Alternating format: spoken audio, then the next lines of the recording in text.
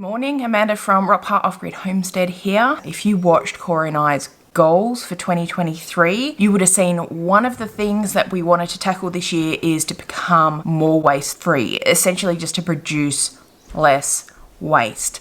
Now, I should add here that the Waste 323 isn't about like being waste-free immediately and maintaining that for 2023. It's about like education and behavior change. So over the course of 2023, we become more waste-free. And we're going to do that through a bit of analysis of our own lives. In our goals video, I also talked about kind of the first steps we were taking. Instead of just going, yep, all in, let's do all the things, we want to really look at the different types of waste we were creating and find ways that we can repurpose that waste, eliminate it perhaps, reuse it, recycle it, like that whole thing. And what's really interesting is what's coming up is that there's so many different elements that are integral to running a homestead that align themselves really well with living a more sustainable and waste-free life. So I'm going to take you through a couple of the things we're starting with, our first steps, and see if they are of interest to you or inspire you, or if you have any ideas for us.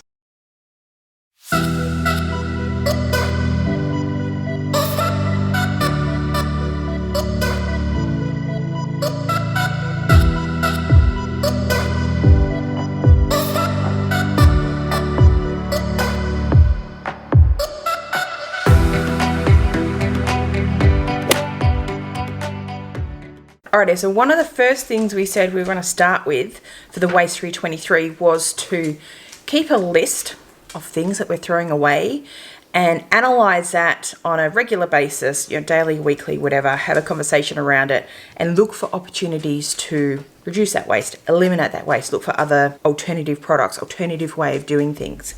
It is morning here and I've got, dogs and everything walking around, so you might hear the odd thing or two, but this has been up on the fridge. It's a list. I need my glasses. Hang on.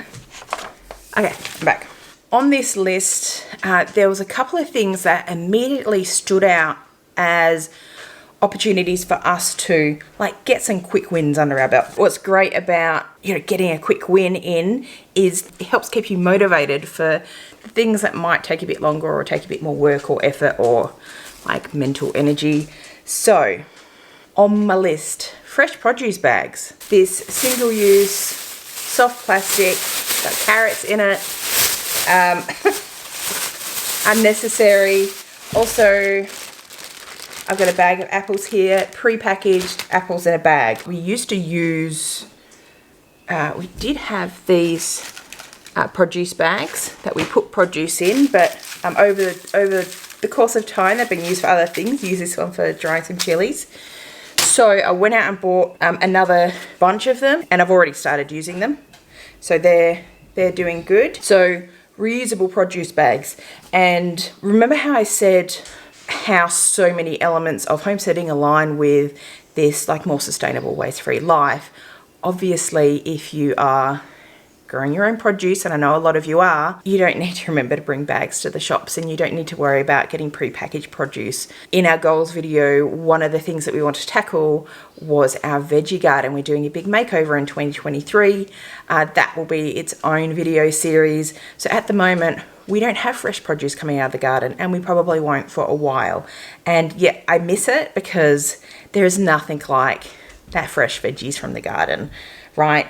But for the moment, as I'm purchasing our produce from the supermarket, then I will be utilising my reusable bag. So that was a great quick win. The next thing, which is something that I know some of you don't have to worry about, is milk containers. Yes, they are recyclable, but they take up a lot of physical space. And even if you want to reuse them, and there is stuff you can do to reuse them, there's only so many scoops you can make and I don't know, whatever else you do with them. So at the shop I found, this one's already been squished down. So I was just looking to see what more sustainable options they had.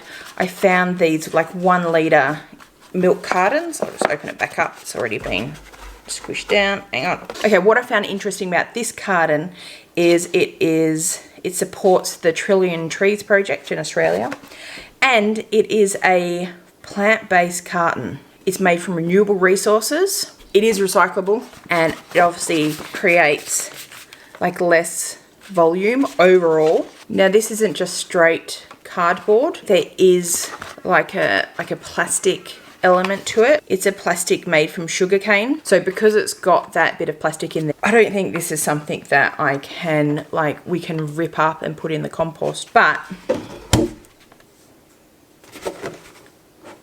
look at that. Another thing that really stood out for me was bread bags. Again, soft single-use plastic. That's what we're specifically trying to get away from. I'm just going to go back to making my own bread. Heck, I mean, a bread loaf these days is like, I don't know, they can be up to like $4, $5, $6, which makes making your own bread even more economical. Baking it yourself, it's got that element of homesteading, like making everything from scratch. And I think just during this whole kind of building process and getting to the house, all these little things that we used to do, we kind of swapped out for convenience as we were focused on other things. So which is why this Waste Free 23 is so great, because it's now we've got some space to like refocus. In making our own bread, I have already started. I have like dug up my old recipe, which was from a YouTuber from like years ago. I don't know if any one of you guys used to watch like the Fouchers, like Fouchamatic. They're not even on YouTube anymore. Their videos are there. It was her like daily bread recipe for her family. So that lady's mum actually was the author of the Encyclopedia for Country Living, but she did say her bread recipe wasn't the same as her mother's. So bought a big bag of flour. I already had some, that's like, it's like 12.5 kilos of flour. Got it for $27. I already had like a 5 kilo bag, which I'm going through at the moment. I looked at, like I went to like this Whole Foods store and looked for some like organic flour, and that was, I don't know, I think it was like $47 for like 5 kilos or something. It was really quite expensive and out of my budget, and that's a reality as well. Like, what's your budget?